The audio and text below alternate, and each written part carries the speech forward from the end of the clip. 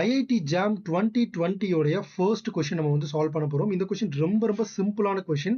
இந்த கொஸ்டினை பொறுத்த வரைக்கும் நமக்கு வந்து 2 கான்செப்ட் கேட்டிருக்காங்க. முதல் விஷயம் வந்து என்னது அப்படின்னா மோனோடானிசிட்டி, ரெண்டாவது விஷயம் வந்து கன்வர்ஜன். ஸோ ஃபர்ஸ்ட் கொடுத்திருக்கிற சீக்வன்ஸ் மோனோடானிக்கா இருக்கா அப்படின்னு நம்ம வந்து செக் பண்ணி பார்க்கலாம். ஸோ அதுக்கு நான் ஃபர்ஸ்ட் 3 டேர்ம்ஸை கால்குலேட் பண்றேன்.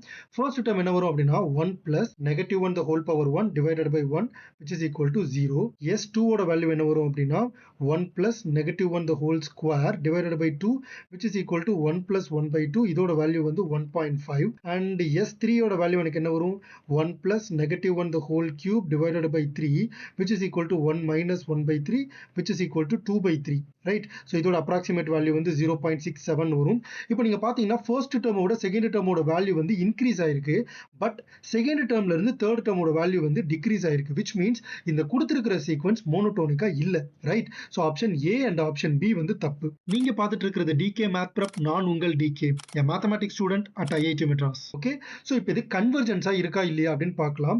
ஸோ அதுக்கு நான் என்ன பண்ண போறேன்னா limit n tends to infinity s n ஓட வேல்யூ என்னது நான் கால்குலேட் பண்றேன்.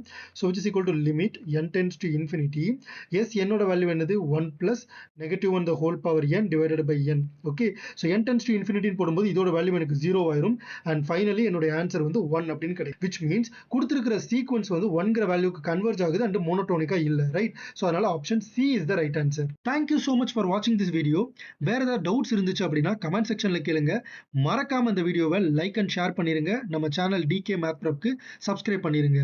அடுத்த வீடியோல பார்க்குறேன். until then it's me DK.